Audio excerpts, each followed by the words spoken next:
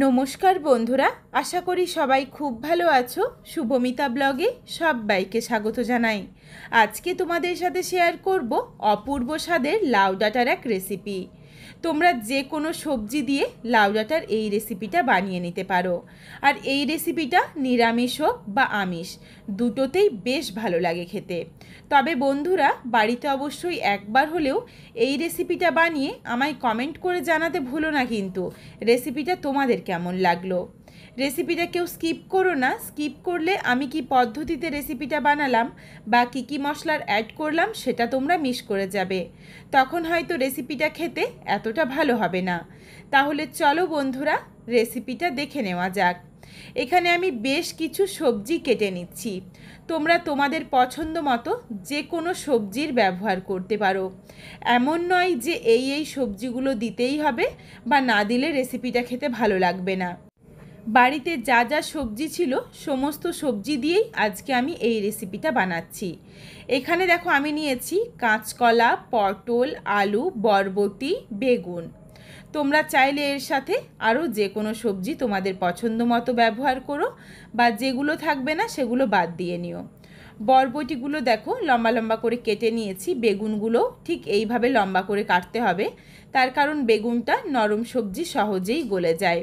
কাঁচকলাগুলোও লম্বা করে কেটেছি, আলুও লম্বা করে কেটেছি, আর পটলগুলো একটু প্রায় কোনাচি করে অথচ ঠিক লম্বার মতো করেই কেটে নিয়েছি। এইভাবে সমস্ত সবজি একইভাবে লম্বা করে কেটে নিও। গ্যাস ওভেনে কড়াই বসিয়ে এখানে আমি কিছু মশলা ভেজে নিচ্ছি। প্রথমে দিয়ে দিয়েছি হাফ চামচের থেকে একটু কম পরিমাণে 5 ফোড়ন, হাফ চামচ গোটা জিরে, আর 1 চামচের থেকে একটু কম পরিমাণে দিয়েছি হলুদ সর্ষে। এখানে চাইলে তোমরা রাই সর্ষেরও ব্যবহার করতে পারো, কোনো অসুবিধে নেই। তোমরা চাইলে কিন্তু এখানে অল্প একটু পোস্তও অ্যাড করতে পারো, তবে রেসিপিটা আমি একদম সিম্পল রাখছি, এই জন্য আর পোস্তর ব্যবহার করছি না। আর রেসিপিটা আমি পেঁয়াজ দিয়ে বানাবো। তোমরা যদি রেসিপিটা নিরামিষ বানাও সেই ক্ষেত্রে কিন্তু পোস্তটা দিতে পারো, কোনো অসুবিধে নেই। এইদিকে দেখো গ্যাসের ফ্লেম একদম লোতে করে একটু সময় নিয়ে মশলাটা ভেজে নিয়েছি। মশলাটা সুন্দর চিটপিট করে ফুটে উঠেছে, এরপর মশলাটা নাবিয়ে রাখলাম। কড়াই বসিয়ে নিয়েছি, আর এইদিকে দেখো আমি কিছুটা পরিমাণে লাউ শাক আর ডাঁটা কেটে ধুয়ে পরিষ্কার করে জলটা ঝরিয়ে ঝুড়িতে রেখেছি। কড়াইয়ের মধ্যে দিয়ে দিলাম কিছুটা পরিমাণে সর্ষের তেল। তেলের পরিমাণটা তোমরা তোমাদের পছন্দ মতো আরও বাড়িয়ে বা কমিয়ে নিতেই পারো, তবে এই রেসিপিটা অতি অবশ্যই সর্ষের তেলেই করতে হবে, তাহলে খেতে বেশ ভালো লাগবে। তেলটা গরম হয়ে গেছে, প্রথমেই দিয়ে দিলাম বেশ কিছুটা বিউলির ডালের বড়ি। অনবরত নাড়াচাড়া করে ডালের বড়িটা লালচে রং ধরিয়ে ভেজে তুলে রাখবো। ডালের বড়িটা ভাজা হয়ে গেছে, এরপর কড়াইয়ের মধ্যে বাকি যেটুকু তেল রয়েছে এই তেলেই রান্নাটা করে নিচ্ছি, আর আমি তেলের ব্যবহার করছি না। তেলের মধ্যে ফোড়নে দিচ্ছি দুটো ফাটিয়ে নেওয়া শুকনো লঙ্কা, তেজপাতা আর অল্প একটু 5 ফোড়ন। নাড়াচাড়া করে ফোড়নটা একটু ভেজে নিচ্ছি। আর এখানে আমি যেটুকু মশলার ব্যবহার করেছি এটা কিন্তু বেশ অনেকটা সবজি রয়েছে, তোমরা দেখেই বুঝতে পেরেছো। এরপর তোমরা যদি সবজির পরিমাণটা আরও কমিয়ে বা বাড়িয়ে নাও সেই ক্ষেত্রে কিন্তু তোমাদের মশলার পরিমাণটাও কমিয়ে বা বাড়িয়েই নিতে হবে। ফোড়নটা ভাজা হয়ে যাওয়ার পর দিয়ে দিয়েছি দুটো মাঝারি সাইজের পেঁয়াজ কুচি। পেঁয়াজগুলো একটু মোটা করে কেটে নিয়েছিলাম। পেঁয়াজটা ভাজা হতে হতে এখানে দেখো মশলাগুলো ঠান্ডা হয়ে যাওয়ার পর আমি একদম মিহি করে গুঁড়ো করে নিয়েছি। এরপর মিক্সিং জারের মধ্যে দিয়ে দিলাম প্রায় 12 থেকে 14 কোয়া মতো রসুন। এই রসুনটা জল ছাড়াই একটু মিক্সিং জারটা ঘুরিয়ে নেব, আর এখানে আমি একটা কাঁচা লঙ্কাও দিয়ে দিলাম, ঠিক যেন থেতো করার মতো করে হয়। একদম মিহিভাবে কিন্তু বেটে নিলে রেসিপিটার সাথে ভালো লাগবে না।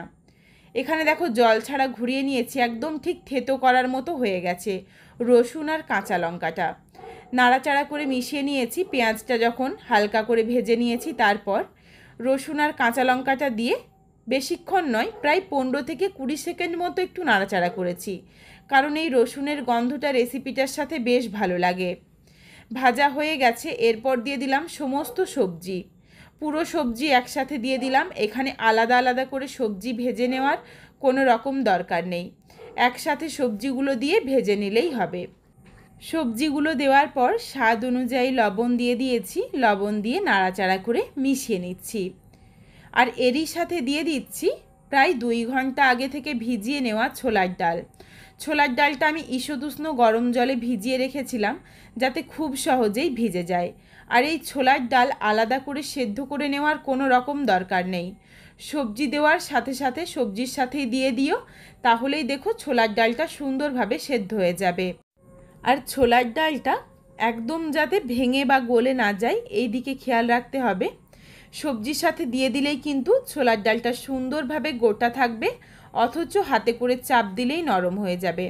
তাহলে এই রেসিপিটার সাথে খেতে বেশ ভালো লাগবে। নাড়াচাড়া করে মিশিয়ে বেশ কিছুক্ষণ ঢাকা চাপা দিয়ে রান্নাটা করে নিয়েছি। সবজির থেকে অল্প অল্প করে জল ছেড়েছে, প্রায় মিনিট 2-3 সময় নিয়ে সবজিটা হালকা করে ভেজে নেওয়া হয়ে গেছে। এরপর এখানে দিয়ে দিলাম 1/2 চামচের থেকে একটু কম পরিমাণে হলুদ গুঁড়ো। হলুদ গুঁড়ো দিয়ে নাড়াচাড়া করে মিশিয়ে নিয়েছি। এরপর দিয়ে দিলাম কেটে রাখা লাউ ডাঁটা। এখানে কিন্তু আমি লাউ শাক খুবই অল্প দিয়েছি, 1টা কি 2টো কচি পাতা দিয়েছি। তোমরা চাইলে কিন্তু পাতার পরিমাণটা আরও বেশিও দিতে পারো, কোনো অসুবিধে নেই। লাউ শাকটা দেওয়ার পর আবারও খুব ভালোভাবে মিশিয়ে নিয়ে বেশ কিছুক্ষণ ঢাকনা দিয়ে ঢেকে রাখছি। গ্যাসের ফ্লেম লোতে করে ঢাকা চাপা দিয়ে শাক আর সবজির জলটা যাতে ভালোভাবে বেরিয়ে আসে আর জলটা যাতে পুরোটাই শুকিয়ে যায় এই দিকে খেয়াল রাখতে হবে। আর এখানে আমি দিয়ে দিচ্ছি ভেজে গুঁড়ো করে রাখা মশলার অর্ধেকটা, কারণ রেসিপিটার মধ্যে তেমন কিছু মশলার ব্যবহার করা নেই। এইভাবে মশলা দিয়ে যদি এরপর আঁচটা কমিয়ে সময় নিয়ে সবজির সাথে মশলা দিয়ে কষিয়ে নেওয়া যায় তাহলে রেসিপিটা খেতে বেশ ভালো লাগে। নাড়াচাড়া করে মিশিয়ে নিচ্ছি আর গ্যাসের ফ্লেম লোতে করে প্রায় 5 থেকে 6 মিনিট সময় নিয়ে রান্নাটা করে নিচ্ছি। ফিরে আসছি ঠিক 5 থেকে 6 মিনিট পর। এইদিকে তোমাদের দেখিয়ে দিই, সবজিটা দেখো বেশ অনেকটা মজে এসেছে, তবে এখনও অবধি পুরোটা সেদ্ধ হয়নি। আর একটু দেখো খুন্তিতে করে সবজিটা সরিয়ে তোমাদের দেখিয়ে দিলাম, জল কিন্তু আর একটুখানিও নেই। সবজির জলটা পুরোটাই ভালোভাবে শুকিয়ে নিয়েছি। এরপর দিয়ে দিলাম বেশ কিছুটা পরিমাণে জল সবজিটা সেদ্ধ হওয়ার জন্য। সবজির যদি কাঁচা জলটা থেকে যায় তখন কিন্তু সবজিটার মধ্যে একটা কাঁচা গন্ধ থেকে যায়, এই জন্য একটু সময় নিয়ে সবজির জলটা শুকিয়ে নিতে হয়। বেশ কিছুটা জল দিয়ে নাড়াচাড়া করে মিশিয়ে নিয়েছি। মনে হচ্ছিল অল্প একটু হলুদের গুঁড়ো লাগবে, এই জন্য এখানে আমি সামান্য একটু হলুদের গুঁড়ো ব্যবহার করেছি। রেসিপিটার মধ্যে কিন্তু আমি আর লঙ্কার গুঁড়ো ব্যবহার করব না, তার কারণ একদম স্বাস্থ্যকরভাবে রেসিপিটা বানাচ্ছি। এখানে আমি কয়েকটা চেরা কাঁচা লঙ্কা দিয়ে দিলাম ঝালের জন্য। তোমরা যেমন ঝাল খাও সেই বুঝে কাঁচা লঙ্কাটা দিয়ে নিও। তবে একটা কাঁচা লঙ্কা থেতো করে মশলার সাথে ভেজে নেওয়া ছিল আর 2টো শুকনো লঙ্কা ফোড়নে দিয়েছিলাম, সেটা মাথায় রেখেই তোমাদের চেরা কাঁচা লঙ্কা দিতে হবে। এরপর দিয়ে দিয়েছি স্বাদ অনুযায়ী লবণ।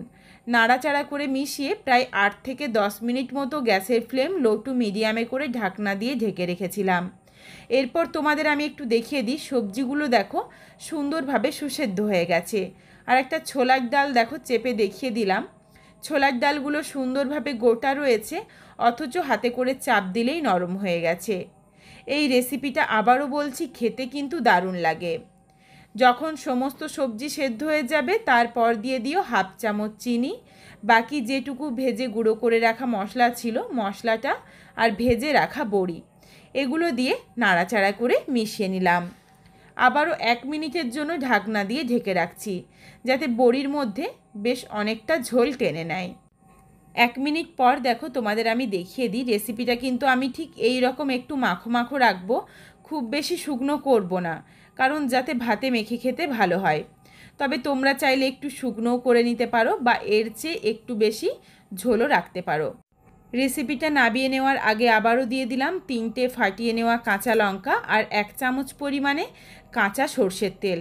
এগুলো দেওয়ার সাথে সাথেই গ্যাসের ফ্লেমটা অফ করে দিয়েছি। এই কাঁচা লঙ্কাগুলো যদিও একদম শেষে দিয়ে ঢাকনা দিয়ে ঢেকে রাখলাম, এই কাঁচা লঙ্কার থেকে কিন্তু ঝালটা বেরোবে না। বাড়ির যেই সদস্যরা ঝাল একটু বেশি খেতে পছন্দ করে তাদেরকে কিন্তু এই কাঁচা লঙ্কাগুলো দেওয়া যেতে পারে। রেসিপিটা দেখো দারুণ দেখতে হয়েছে আর খেতে কিন্তু দারুণ লাগে। তোমরা বাড়িতে অবশ্যই একবার হলেও রেসিপিটা বানিয়ে আমায় কমেন্ট করে জানাতে ভুলো না কিন্তু রেসিপিটা তোমাদের কেমন লাগলো। তবে বন্ধুরা, রেসিপিটা তোমাদের যদি ভালো লেগে থাকে তাহলে লাইক করো, শেয়ার করে বন্ধুদের দেখার সুযোগ করে দিও।